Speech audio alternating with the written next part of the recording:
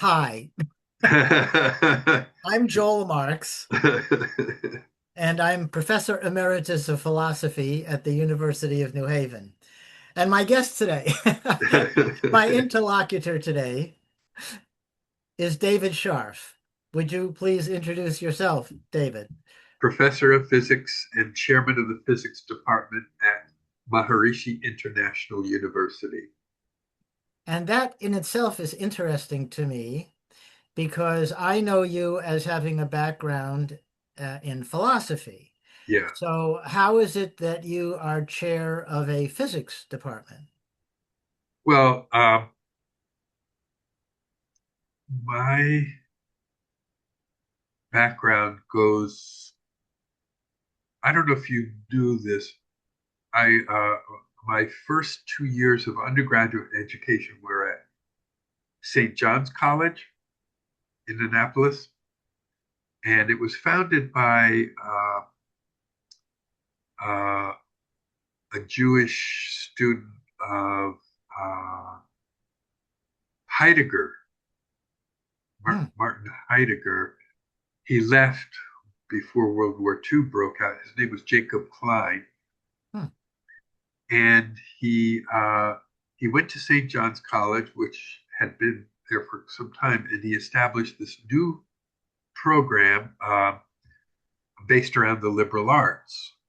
And the idea was to cultivate in young minds an understanding and appreciation for the foundations of Western civilization.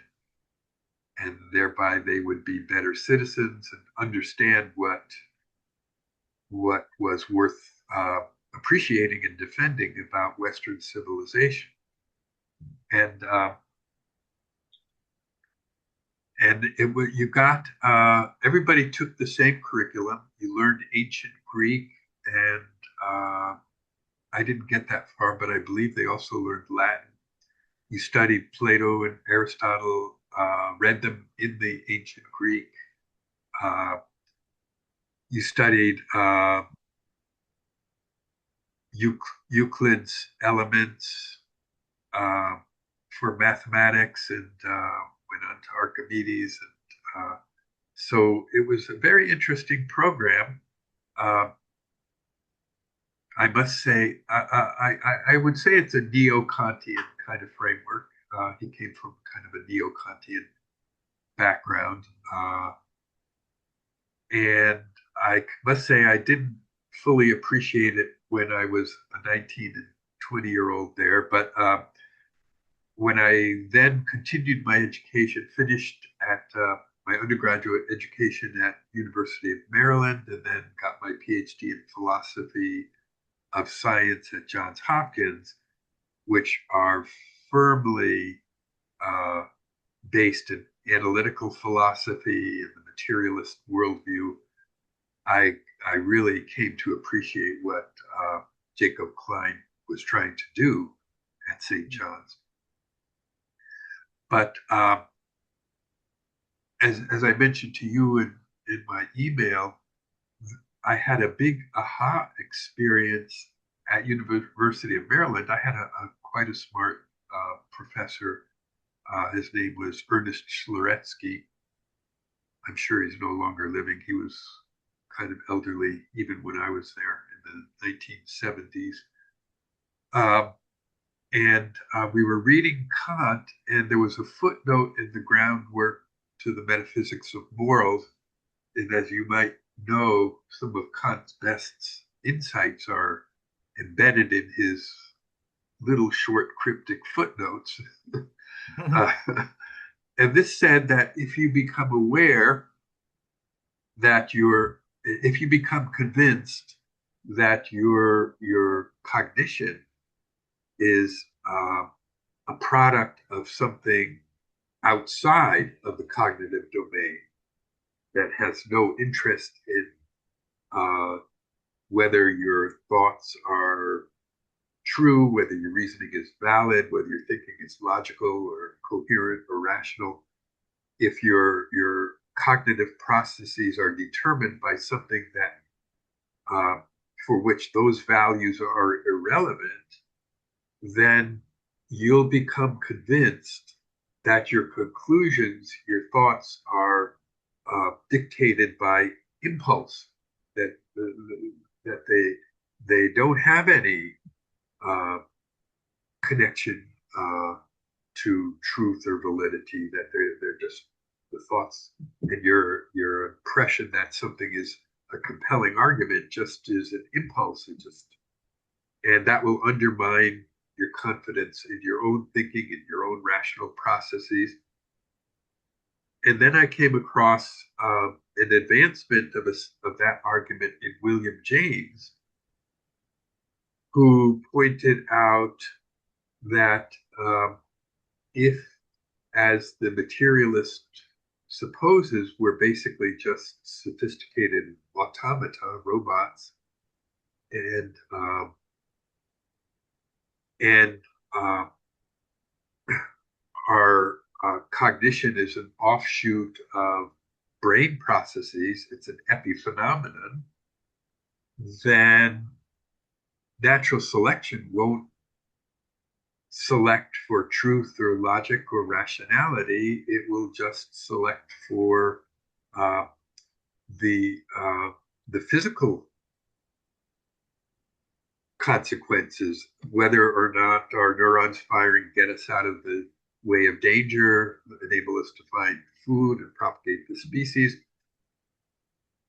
So if our thinking is coherent, if it's rational, if it corresponds to reality, if it's true, would be sheer accident. And the likelihood that any of our thoughts are true would be vanishingly close to zero. That undermines science, it undermines logic, rationality, common sense, and tellingly, it undermines the materialist's own arguments. And so my and I must say I'm indebted to you for our back and forth email, because you were pushing the I think Hillary Putnam called it functionalism, but Jaguan Kim would call it supervenient. He didn't especially use the term epiphenomenon, but the point is the same. If their cognition is some kind of aspect of neurons firing in the brain, then you can describe those neurons firing in terms of strictly physical laws, electrochemical processes, and they can have a description in terms of this set of neurons firing means the grass is green. This set of neurons firing means the sky is blue. Uh, uh, well, that cognitive description is also epiphenomenal just as much as phenomenal experience would be. And I would like to respond to various things you're saying, okay, go ahead. and perhaps our listeners, if there are any, would like a few breaks to consider your Okay, well, points. I But was I was just just wondering if you could get to the punchline of how you became yeah. chair of the So I physics was there. department. The Okay, only we're thing I almost have there. to the only thing I have left to say is QED. Therefore, Well, that therefore, explains it. therefore, materialism is not only wrong, it's self undermining, it's conceptually incoherent, it's intellectually bankrupt. Uh, do you have any more disparaging adjectives I could heap on? No, I'd No, like some paraging ones. I will just pause and say this Yeah, is not to say that a materialist can't be a perfectly decent human being. thank you. I'm quite sure that's true, that there are plenty of materialists who are fine human beings. But I will say, I don't think their intellectual framework supports their being a human being. It's just they're graced with a good nature. That's all. So QED, you're Yeah, chairman of the physics Q, department. yeah, Q, yeah, I didn't quite follow the inference there, yeah. but So that's your so answer, huh? yeah. So Okay. so Good. so actually, there is another step. So if consciousness and cognition are independent. They have their own fundamental reality, and there is likely an exchange of information uh, and energy and information with the brain and the nervous system. And this is a physics question. Ah, There's a subtle energy physics there to be discovered, and uh, I think advanced physics has already touched on, has already made progress in that direction. It doesn't have the intellectual framework to know what it's finding and discovering, but it has already left behind um, our naive undergraduate physics conception of what the physical domain is like, space, time, matter, and causation. I am curious about a little more background of your interest here. Um, Now you're a professor, chair at Yeah, Maharishi International University. yeah. Um, does this university accept all comers, or does one need to be a meditator, or how does that work? Well, you learn TM, all the students practice TM, yeah. Okay. Transcendental meditation, yeah. That's part of what the first thing they learn when they get here is they learn TM, yeah. And is that, as it were, a requirement? Yeah, Hmm. And this is not to disparage or anything. I meditate TM myself. yeah. But I I just wonder how that passes muster with let's say, standard accrediting agencies to have Oh a yeah, yeah. requirement of that sort. We're fully accredited through the PhD. Yeah. So that didn't somehow violate any regulations or No, interesting, interesting. I mean, did you have to make special note of it in applying for accreditation? Did you have to kind of justify it? I'm not on the accreditation committee, so I don't know what discussions there were, but there hasn't been a problem with that. Right. So, I mean, like, well, I haven't thought about this before. I mean, like, take something which is considered a religious institution of higher learning, explicitly so. My my sense is, although again, I really have no expert knowledge on this at all, my sense would be that they would still have to allow anyone of any religion to be able to Yeah, apply, right? yeah, And of yeah, course, you do, I would assume. yeah. So learning to meditate would not be considered any having an allegiance to any kind of religious No, schooling. Um, so it would fly under that radar. yeah, Um, but you would consider it something on a par with having a certain competency in, let us say, language or math in order to yeah, be admitted to the yeah, interesting, yeah. interesting. That's a good analogy. Yeah, And then does everyone, I mean, you have a lot of group meditation, right, on campus? yeah, Does yeah. everybody participate as a group? There, it's not required, but there is. Have you been to MIU? No. Oh, you should come. Yeah. Uh, uh, yeah, we have these domes, golden domes. Oh, there's more than one. Yeah, there's a ladies' dome and a men's dome. Oh, And really? Oh. yeah, and people do their advanced, it's an advanced meditation technique called the TM Cities program, Mhm. SIDHIS cities. And Yeah, and is that where there is the so-called flying, yeah, yogic flying, they call it. yogic flying? Yeah. Now, something I once heard Maharishi talking about this on some probably talk show, many, many, many, many years ago. And he was explaining it in terms of gravity. And I do remember uh, being finding it quite droll, and he himself was being trying to be a little amusing by saying that when his host said, "Well, how can gravity account for flying?" And he said, "Well, sometimes gravity pulls you down, and sometimes gravity lifts you up."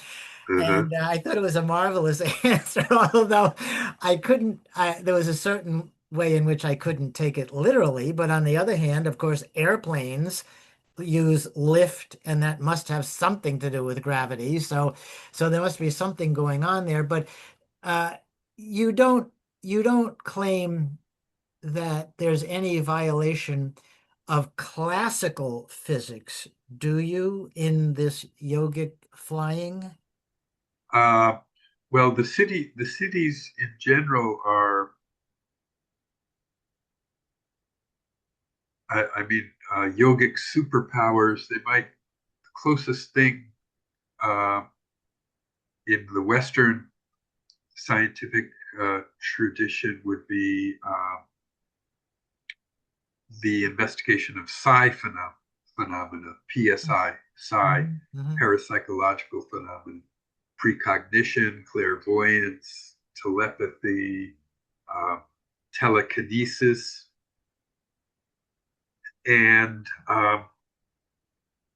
so I think two things. Those I think those things are real. Second, I think the preponderance of evidence is significant that enough that it should be taken seriously. And third, it's obviously a subtle effect. And if it were stronger, then everybody would be aware of it and there wouldn't be any controversy around it. And when you do your research on ChatGPT, it will be throwing out epithets like pseudoscience and this and that. Uh, Unless so you ask it to be friendly. uh, so it's subtle. I think it's real. I think a lot of people have had those kinds of experiences, uh, unusual instances of synchronicity or clairvoyance or intuition, but it's not very reliable or repeatable except in some extraordinary individuals um, um, and that's one of the things that I think we need is a good scientific theory so that we understand, so that we can bring these things into the realm of science, make Yes, them repeatable. but you actually seem to have a reliable method for producing a certain what you're calling psi effect, namely the yogic flying. Uh, yes, I've heard. I've experienced in myself a lightness and a vibrancy. It's not the kind of thing that would convince a skeptic. Uh, what is that guy, that magician who goes about around debunking everybody, Randy something or other? Yeah, Uh, well, there've been a number of people like that in history, yeah, Houdini, etc. yeah. And I'm sure it wouldn't impress him. Um, what I would like to do is get an effect that is repeatable mhm. and that would you could get a bunch of these skeptic guys in there and repeat it and let them poke around and Well, but again, I'm a little confused because when the groups get together, would this be students and faculty getting together in the domes? whoever wants to. There's people in the community who come to. Yeah. And so aren't they doing it? I mean, it's They're visible. practicing the technique. Yeah, Oh, they're practicing this. Um, I see. Because it strikes me that that's a phenomenon which is not, as it were, simply psychological, as I normally yeah, think of the notion of psychological. There's an actually bodily behavior of some kind. Or yeah. There's bodily behavior bouncing around, Mhm. but it's not going to impress somebody like Randy the skeptic. He's going to say, Mhm. "Oh, okay, that's interesting. It looks like fun, but I'm not convinced that there's levitation going on."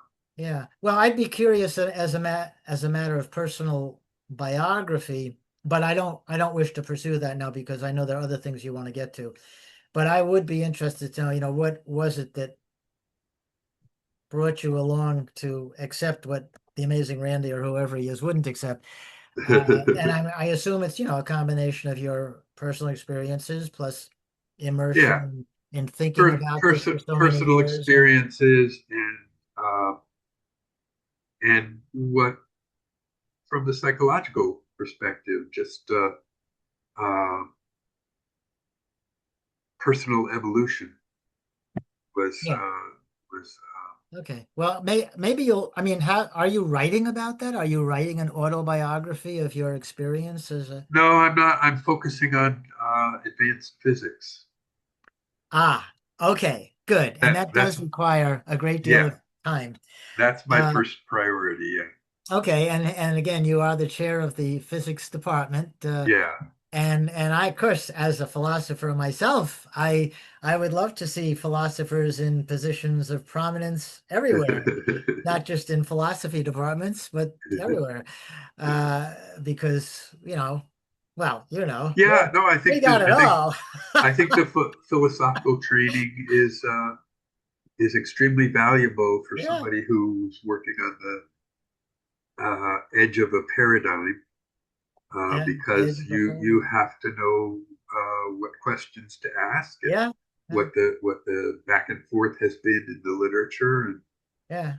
See, now that's exactly what I think philosophers are best at, coming yeah up with questions, yeah and things that other people merely assume, pointing out to them that they are assuming such and such, and then yeah to question, well, is there a basis for that assumption?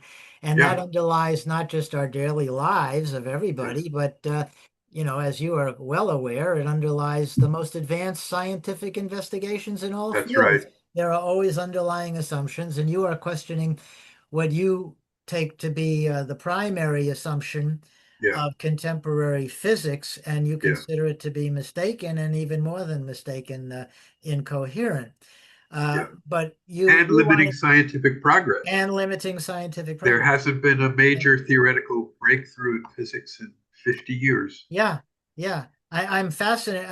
I did just attend one of the seminars uh, at MIU. I attended remotely on Yeah, string theory, yeah, and I was very impressed with that yeah, presentation. And I've been now been reading a book about, what's been holding back string theory or any other theory, from making significant progress in physics for so long. But I take the message of the book. It's what was it called? It's by somebody Conlon, Conlon. Conlon, I think. Right. What's the name of the book? What's with string theory or something like that.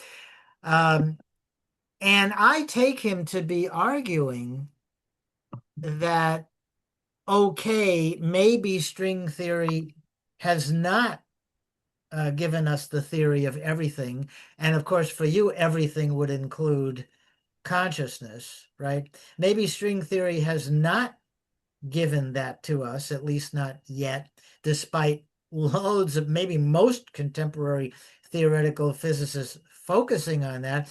But he argues in the book that nevertheless, string theory has proven to be extremely valuable in Yeah, more modest ways. Um, and so he's not, and the book is to explain to the reader about those more modest achievements huh. or utilities of string theory, whether or not it turns out to be the theory of everything. So I really like that idea Yeah, of modesty in yeah, physics, and he actually explicitly disparages people for insisting that a theory in physics be the theory of everything if it's uh, worth anybody's attention. uh, He seems to be arguing, and again, I'll find out the details as I continue reading the book. He seems to be arguing that no, it's perfectly wonderful if things in physics provide more modest achievements. And not everything has to be a theory of everything. And as you know from philosophy of science, there are some philosophers who claim that nature itself is not amenable to there being a theory of everything, that nature itself may not be a coherent whole. By the way, the author's name is Joseph Conlon, Okay. and the book is Why String Theory. Okay. Yeah. But do you know the philosopher of science I'm thinking of in particular? She's well known. She, Yes. I was thinking of Feyerabend Well, of and course, there's method. Feyerabend, but he who would simply be say long live skepticism. Yeah, That's the most productive part of science that there could be. I love Feyerabend, but no, this is a recent a person who's become more prominent more recently. Although she's now probably gone on in years, as all of us have. Oh, I'm so sorry, I can't think of the name offhand. That's part of getting older too. You can't remember people's names, but she's quite well known. by the way, The Dappled World, I think, is the title of her. yes, I met her, Nancy Cartwright. There you go. Okay. And doesn't she argue that maybe nature itself is not coherent and we should just be looking for theories that have more local, modest, you know, focus? Yeah. But by the way, there's a new product. It's called the Senior GPS, and uh, it helps you. It tells you how to get to where you're going, and it also reminds you why you're going Yeah, like that T-shirt, why did I come into this room? there. All right. But anyway, here we are, these great but elderly brains now are going to discuss the secrets of the universe. So, okay, you now with all that background, now let us our listeners, all one of them, or two of them, if you and I decide to listen, review this afterwards. uh, what is it you wanted to focus on in discussion today? Well, I'll tell you uh, the kinds of things in advanced physics that seem to resonate, and how can we pull these clues together into a well articulated research program. Hmm. So, the first thing is in graduate classical mechanics. It's actually graduate classical mechanics is much different from undergraduate classical mechanics, Hmm. which is basically billiard ball mechanics. One billiard ball bumps into another, it transfers its momentum and kinetic energy, and then the other one continues on. Would And you call that Newtonian? there's Newtonian, uh, Newton's three laws of motion. Every object at rest or in straight line motion will continue in its state unless acted on by a force. And the second law is F equals ma, force equals mass times acceleration.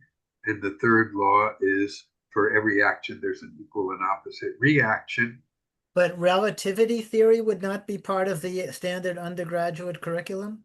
Yeah, they teach relativity also. And would you Relativity. consider that also to be part of classical physics?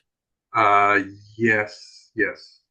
Okay. Yeah. So then the graduate program, what? That's when we come to the quantum stuff? No, we teach a little introduction to quantum mechanics in the undergraduate program also. No. But when you get to graduate classical mechanics, it's done differently. It's called Lagrangian mechanics, or the uh, calculus of variations. And you might have heard of the principle of least time is an example of that.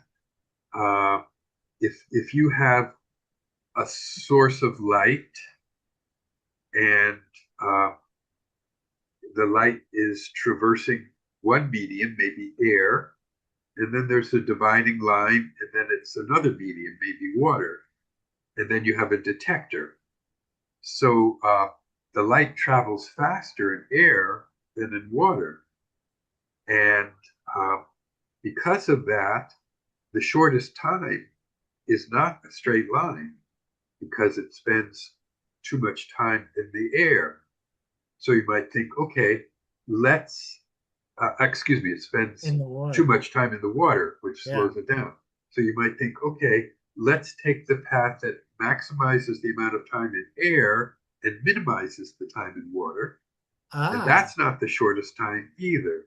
There's a point uh, which is optimum, and that is the principle of least time. Of all the possible paths, nature seems to calculate from Hmm. the starting point and the ending point the path of least time.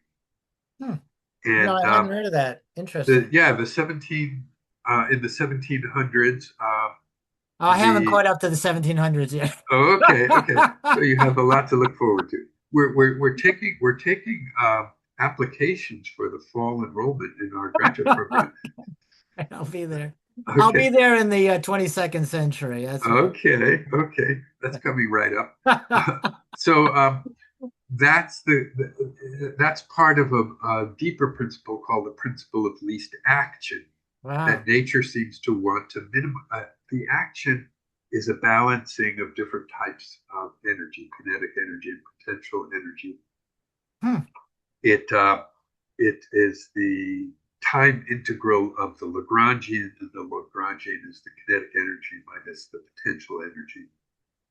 So basically, nature likes to optimize a certain quantity and minimize, for the most part, this action.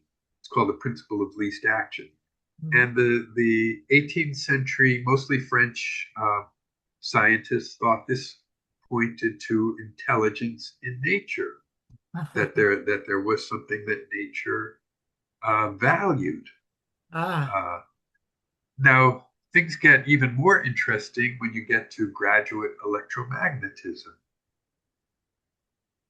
Um, for example, if you have an accelerating charge, it radiates off energy.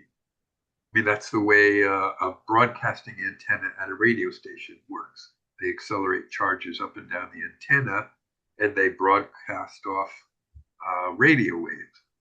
Uh, so, because of now this energy that gets radiated off gets stored in some abstract sense in the electromagnetic field, and then because of Newton's third law, the field uh, has a force back on the moving charge. It's called the radiation reaction force.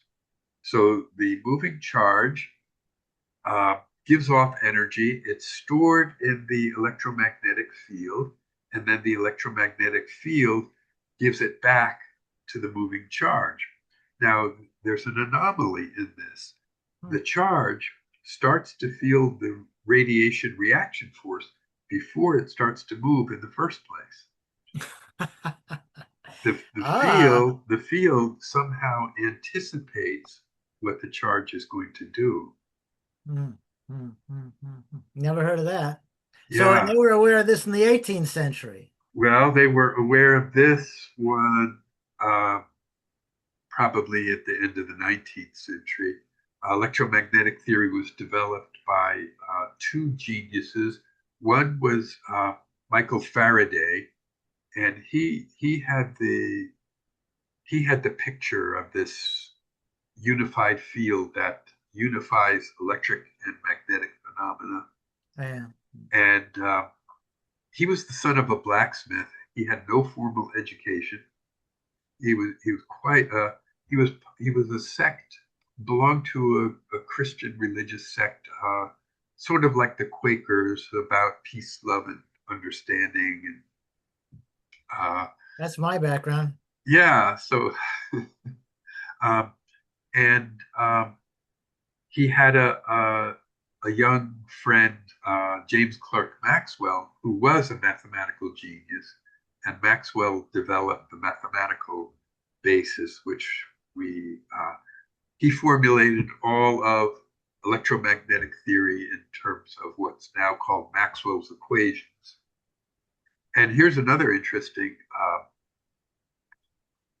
Maxwell's equations are formulated in terms of the electric field E and the magnetic field be, you can, there's a deeper formulation, deeper in the sense of mathematically more sophisticated, more uh, powerful to work with and make predictions with. It's in terms of the electric and magnetic potentials. And the interesting thing is that there's an advanced potential which involves a signal traveling backwards in time. And the 19th century electromagnetic theorists thought, okay, that's just an artifact of the mathematics. Yeah, It doesn't that's what I think. refer.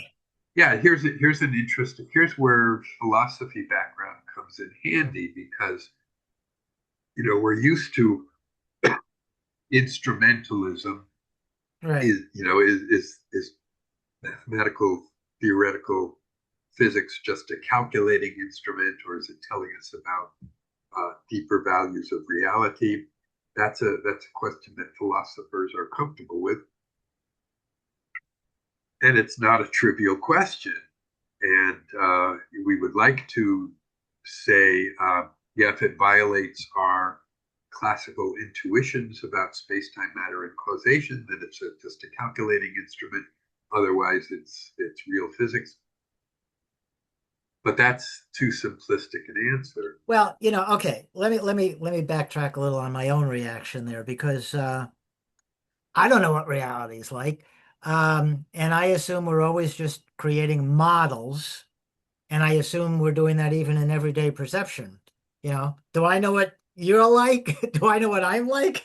No, it's filtered through a whole bunch of cognitive models, among other things, in my brain somehow or other. I assume there's just one big void with atoms or quarks or strings in it. That's what I assume reality is like, being a materialist. And all this, the way we normally perceive the world is a function of this little sector of space-time here that my body occupies or is, um, interacting with everything else, impinging on it, and it impinging on it, and so on and so forth. And whether that contains, exotic particles, whether it contains something we'd want to call intelligence, consciousness, you name it. It seems to me in the end, that's just going to be a function of whatever concepts we can handle, um, that will enable us to, number one, survive, and number two, function with some degree of success under present conditions in our local area. Um, and none of that is going to give us any kind of literal, I'm not even sure what the word I mean by the word literal, actually. When I say literal, I mean that figuratively, right? None of that is going to give us any literal, as it were, description of reality. Reality is whatever it is, and that's its own business. Um, but, we're just going to make use of whatever handy concepts fit in with all the other concepts we've got in the jumble of our concepts that give us our worldview and our ability to function successfully, which I assume is also a product of biological evolution, because the brains, entities, whatever that didn't have concepts like that, they didn't survive. They couldn't make it. So we're just the ones we're here. It's not an accident. We're here because we had what it took. Whatever mutations brought it about eventually, that we have the concepts that we tend to have are good enough for the purpose of at least those concepts continuing to exist, whatever we turn out to be, whether there really are selves or even human beings, whatever the final theory might contain as actually existing entities. Um, uh, nonetheless, at least those concepts have survived. And so that's the only kind of commitment I would want to make to a theory of everything. Um, and it's just going to turn out the way it turns out. And, again, let 100 flowers bloom. They're going to be people at MIU pursuing a certain line of research, and people at MIT presumably pursuing a different line of research. And, may the better concepts win, if you wanted my 2 cents. Well, I do. I do. So there's a lot there and a lot to address, but actually, I have in mind a very narrow uh, point. So the 19th century uh, electromagnetic theorists argued that the potential formulation is useful uh, as a calculating tool, but it doesn't describe physical reality. The electric and the magnetic fields are what's real, and the potentials have no independent reality. So we're not going to worry about this backwards in time business. Uh, but in the 1950s, two good Jewish boys, David Bohm and Yakir Aharonov, showed that you can set up a situation. You know what a solenoid is? It's a tube with electric current coiled around it. Uh, and the interesting thing about a solenoid is that outside of the solenoid, the electric and magnetic fields are both zero, but the potential is varying in the region of space It's outside. it's varied. Varied, it's not the same, even though the electric and magnetic fields are zero. And this has a physical effect. You can take a beam of charged particles and split it so that it passes through two regions of the space at different potentials, but the electric and magnetic fields are both zero. And then you recombine the beams and we have a detection screen, and you'll see an interference pattern because the two beams got out of phase with each other because of the different potentials. Okay. So the potentials have their own physical reality independent of the electric and magnetic field values. All right. And therefore, these anomalous features related to the potential, like these backwards in time, uh, is one example. And there are other examples, instantaneous action at a distance, stuff like that. You can't just dismiss them and say Yeah. they're that it's just a calculating instrument. It has no physical reality. Well, right. That's how people would interpret it now. Yeah. And am I correct to infer that you are planning to use these so-called anomalies uh, to argue for something beyond physics as we currently know it?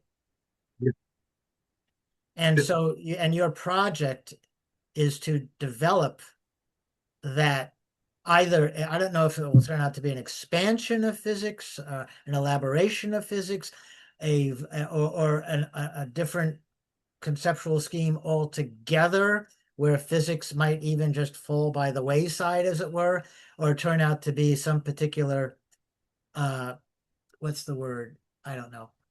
Uh,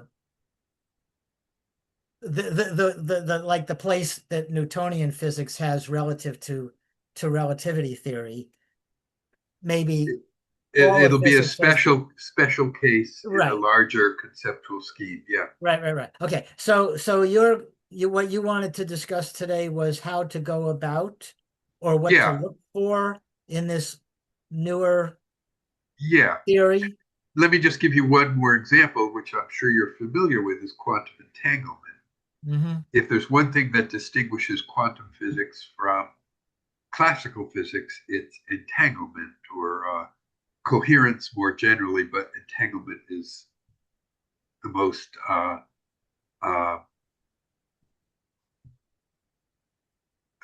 is the most beyond our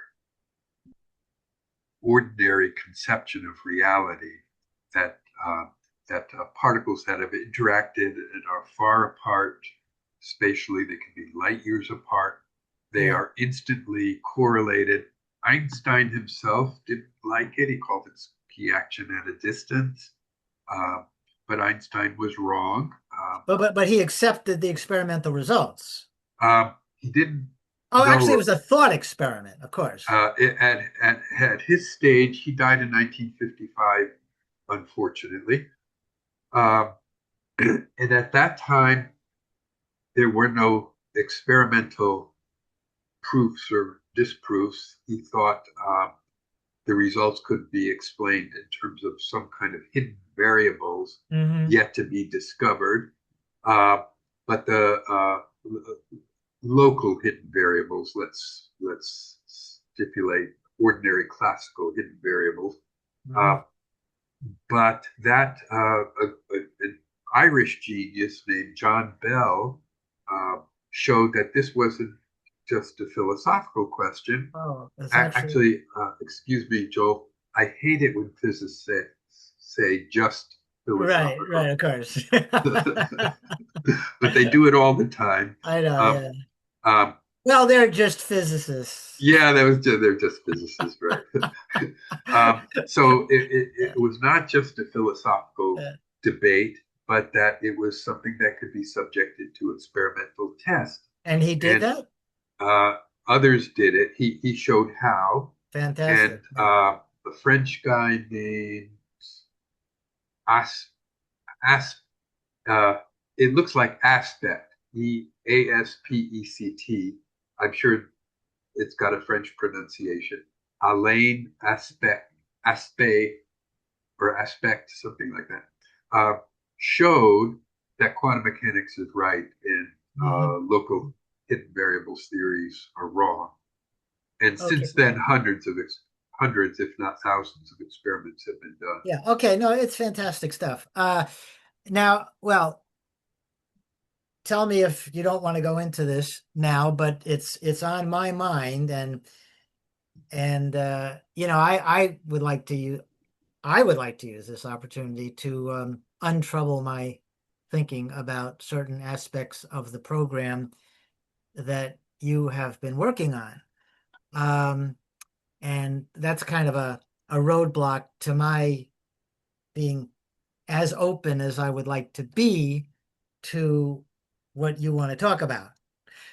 And I know that you, as a philosopher and a liberal-minded person, are and a philosopher would welcome uh, my comment. Sure, Okay, sure. so a roadblock for me is something like the I guess would you call it? I guess it was called a demonstration in Washington, D.C. You Yeah. you referred me to an article about Oh, uh, Stenger. yes. Well, it was Stanger criticized Yeah, the work, and I also would be very critical of the work. I tried to read the article, but it was far too technical in terms of statistics and so forth for me to at least have the patience to wade through it. But I got, I think, what was attempting to be demonstrated, which was that if you got enough TM meditators, especially the Siddhi advanced meditators, together in a local geographical area, they could actually influence world events, or at least events in the vicinity, that were in some sense socially negative, such as crime. yeah, And so this was an effort by a number of researchers. Uh, to demonstrate that this is a real effect, a real phenomenon. And so they go through the rigorous experimental design. They had, I think, 4,000 meditators. I was And, on that course. oh, you were one of the 4,000? Yeah, Wow, great. I didn't know there were 4,000. Maybe. I think it said 4,000. Anyway, Oh, okay. whatever it was. And so for a period of a few weeks, you were all, put up in hotels and so forth and meditated together as much as possible. And the hypothesis was that certain objective measures of crime would go down Yeah. in Washington, D.C. during that time period. And in fact, the hypothesis was borne out spectacularly, like 23% reduction in homicides or something like that. And when I read the hypothesis, I, with all of my prejudices, dismissed it out of hand. Uh, and That's the part I'm most interested in. Right. And the article, as I say, was impenetrable to me, and I'm not a dummy. Um, but it was impenetrable to me. And then I did look up, in the usual suspects. I looked up in AI and so forth, which of course must also be dealt with gingerly and warily. Yeah, Um, I think AI is a fabulous tool, yeah, but you have to remember it's a tool. It's not yeah. a You substitute for your own. I actually asked AI, how can I help AI to minimize its own hallucinations? And it gave me very good advice. Oh, okay. Yeah. Good. So anyway, I'm a critical thinker, right? Yeah. But I took it, but in reading what AI had to tell me about that experiment, kind of doing a quick review of the critical literature, it seemed it was torn apart, just completely torn apart. No. Um, Now, of course, Okay, you say no. You okay, say no. let me respond to you. But let me make a meta point first. Okay. A meta point. If it's that kind of uh, scientific experiment, and it was published in a reputable journal, Yeah. okay? If it is that kind of experiment, plus the anomalies you mentioned and so forth in physics, that are supposed to, but no, put those aside. If you would include, in addition to the anomalies in physics, which I totally accept, if you would include demonstrations like the one in Washington, D.C., as part of what you consider evidence and justification for pursuing a different kind of physics, I'm not even on board. Yeah. Okay, let me give you my take on that. The first important study of well, it's called the Maharishi Effect. And it was a prediction of Maharishi that when you have a group transcending together, that the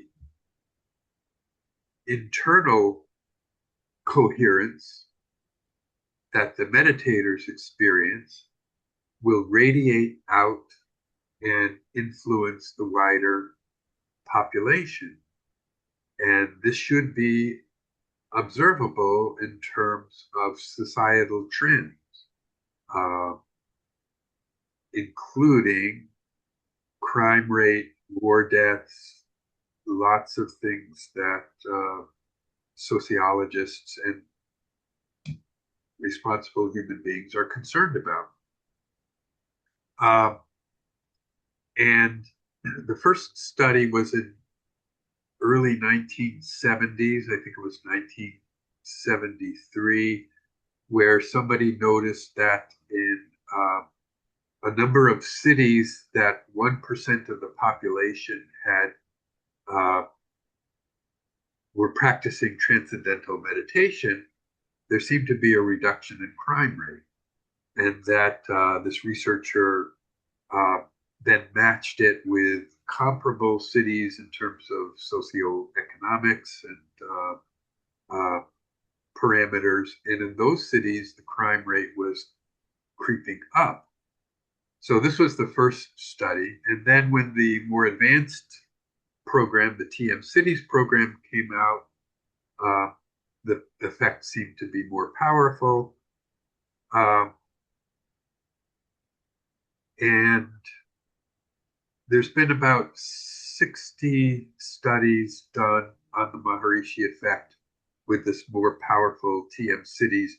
The idea is that this approximately the square root of 1% of a population practicing the TM cities together will have a noticeable influence on relevant sociological parameters like Isn't crime isn't rate. it isn't the square root of one one?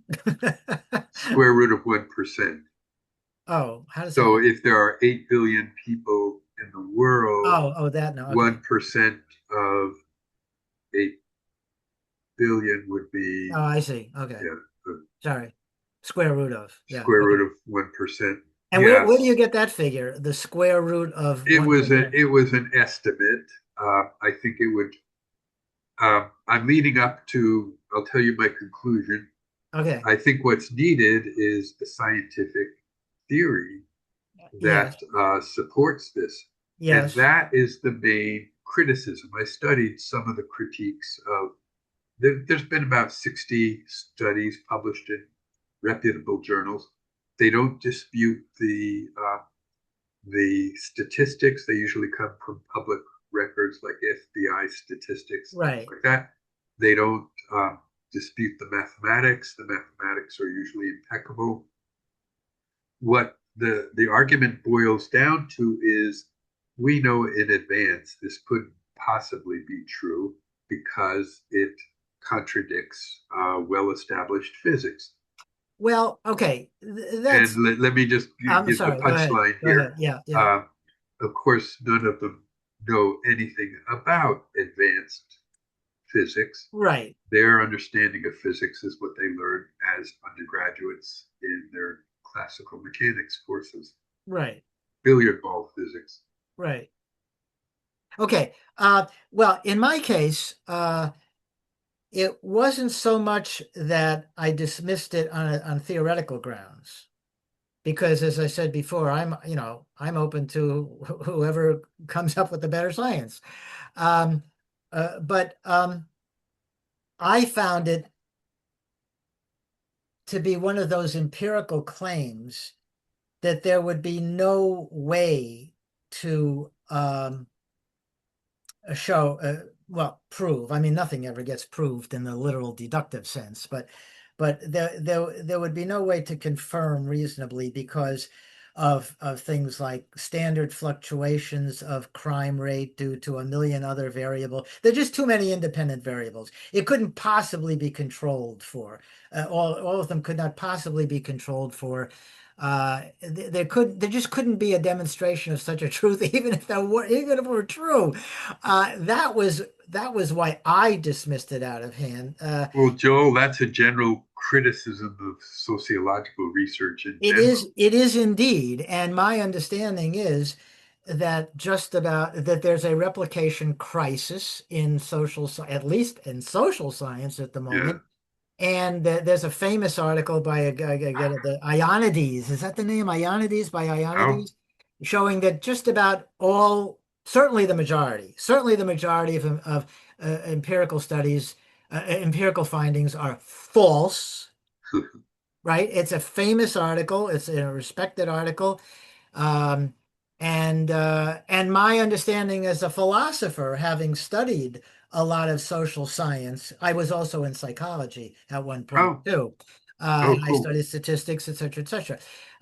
So I have a very mixed and broad background, Oh, and so, but when I got into philosophy, in philosophy of science, we looked at a lot of uh, empirical work, and it was just sloppy. The concepts were sloppy. They weren't really studying what they claimed to be studying.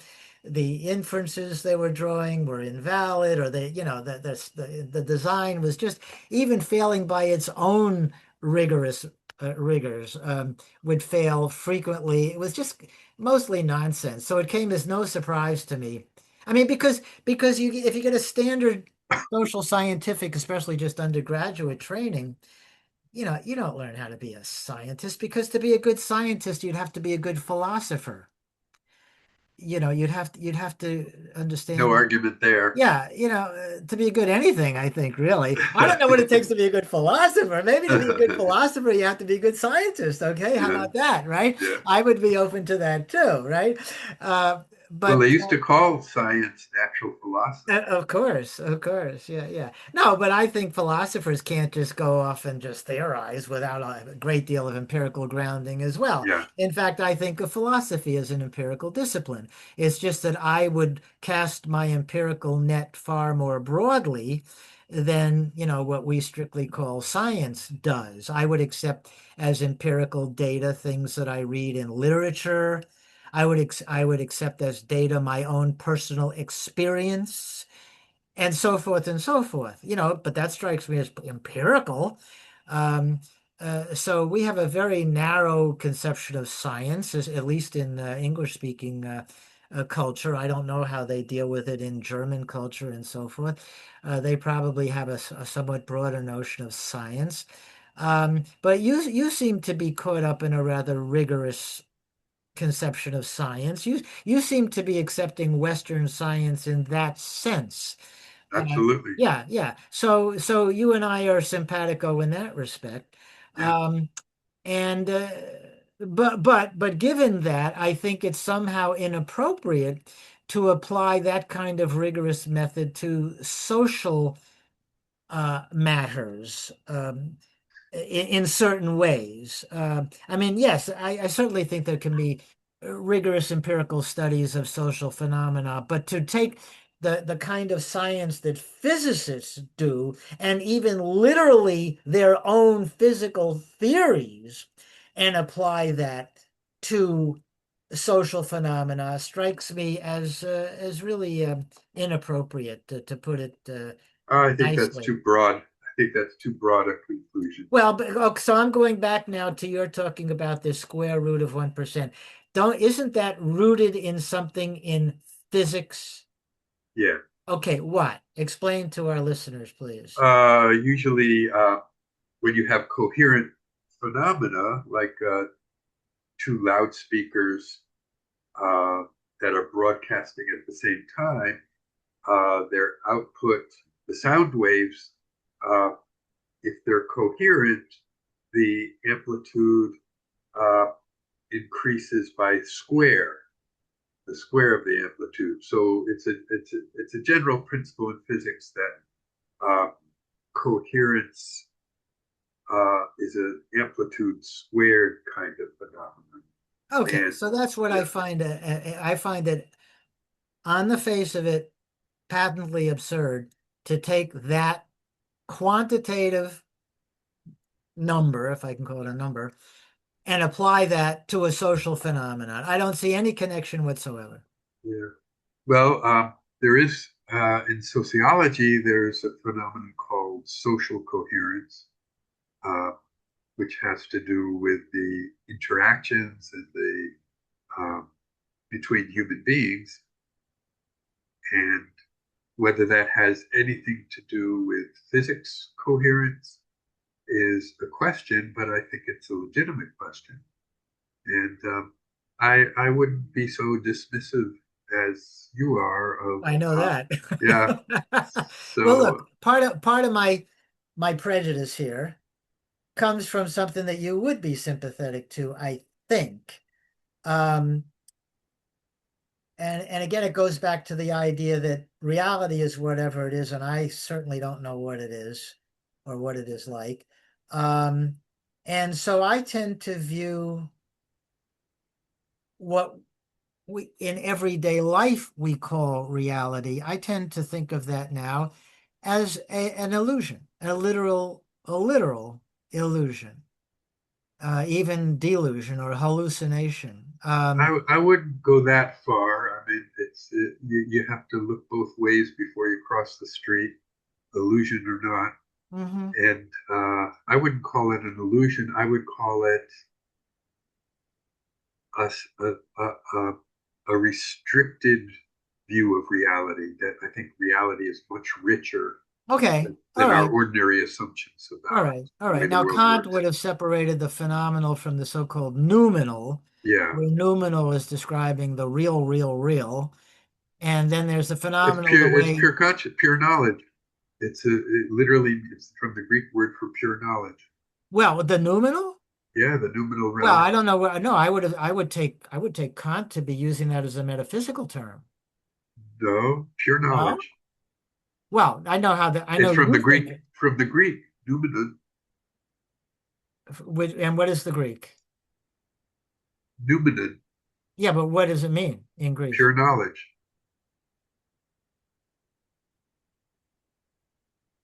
Now, when Kant was in his early writings, the first uh, critique of pure reason, uh, he he was arguing metaphysically, but in his later writings, Well, that's what yeah, he was that's what taught. I'm talking about. Yeah, so it's a theoretical substrate of existence from which all of reality emerges. Yeah. Uh, uh, So but that's not an epistemic concept. in his later writings, he talks in terms of pure transcendental experience. Well, okay, that I for somebody to read the Critique of Pure Reason is already to put you ahead of 105% of humanity, all right? So I've read it, you've read it. I certainly haven't gone beyond that. Oh, his later So, writings are worth well, looking at, I guess so. I mean, especially he his was a great scientific guy. writings. Yeah, You know, talk about phenomenal in a different sense. He was a yeah, phenomenal guy. yeah. He was. He was the real deal, that Yes, phenomenal guy. yeah, So sure, if I had an extra lifetime, I would certainly, if you could point me to some specific work of his that's not yeah. as long I, as the Critique of Pure Reason, I would love to see it. And I sent you those references. I would start with Michael Friedman's no, no, no, I saw that. Kant's But Critique he's of Nature. Yeah, right, right, right. I started to read that, and it yeah, said the book that Kant wrote is like unreadable. That's yeah. why he But had to. when you read Michael Friedman, it's understandable. All right. Yeah, Okay. So I should. and I could explain it to you in our next session. Oh yeah. Well, you in your beginning remarks, you had characterized materialism in a certain way, and also the way in which it dealt with the mental. And Yeah, you said that, the only thing it could do with the mental was make it epiphenomenal and not, in a sense, not really something that's part of the world because it doesn't have any causal influence on anything else. And anything that's real, we assume will have some inevitably have effect on other things. And I just wanted to take issue with that characterization of materialism's characterization of the mental. I think there are other ways that materialism can deal with the mental. One of them being um, just to say that the mental is material, not that the material is mental or conscious, but like a sense of non-material conscious, but just that well, for example, beliefs are brain events. That's what they are. They're not mysterious oozy things, ectoplasms that are produced, although that would be physical too, by the brain. And they're not certainly not non-material things produced by the brain. They just are either they're just events. They're not physical objects. They're events in the brain. A belief is an event in the brain, or maybe even some kind of circuitry or whatever. Another way that some materialists could deal with the mental is to dismiss it as illusory, which is to say it's real as an illusion. I've got a comeback for I'm sure that. you have comebacks to all that, but Let's say I just let's wanted to disagree with your original minimalist characterization of how materialists talk about the mental. let's say you say, David, I'm a materialist. I think uh, I think I think I'm just a robot, and that any talk about consciousness, I don't understand what you mean, and and uh, and so my response is, I believe you.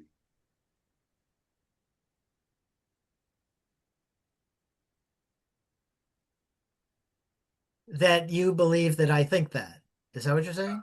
Yeah, I believe that that's your experience. You don't have experience of consciousness, and that you're just a robot. Oh, no, no, no, no, no, no, no. I think there is such a thing as an experience of consciousness. I've got it right now, of course. Oh, okay. I'm a great fan of that. Well, then Now, you're not an elimin. Then you're not an no, eliminative no. materialist. Well, depends what we mean by that. No, as I said, I think illusions are real. Um, uh, I think my experience is a real phenomenon, but the real phenomenon that I think it is an illusion. I don't think it is um, cluing me into reality as it is, which I wouldn't even attempt to characterize. Well, let me just give you uh, a 2 minute version of what I think is the case. Okay. It's yes, I do think the mental has a physical expression. I don't think it's the brain. I think it's I would call it a subtle energy, and maybe it's similar to your ectoplasm theory that you were putting it out there. Uh, Hmm. I think there is an exchange of energy and information with the brain. In esoteric literature, they describe an aura of subtle energy surrounding the human body. In the Vedic literature, the Upanishads, they talk about the physical body, which they call anama maya kosha. It's the food body, literally. Our cafeteria here is called Annapurna, means full of food. Uh-huh. So there's Anamaya kosha. The koshas are the sheaths surrounding Atma, which is It's kosher. yeah, kasha, kosha, yeah, Okay. kosha is I kosher, figured yeah. you'd like that.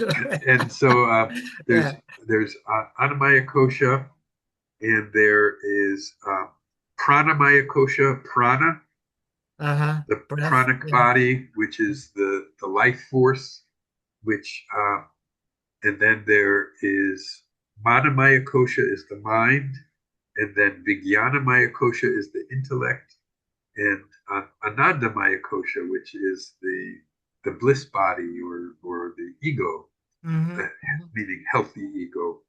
Uh, so that's what I think. I think that the brain is serves two functions. And the brain has evolved along with the body to survive. And if it had all of this higher consciousness streaming down, it would be overwhelmed.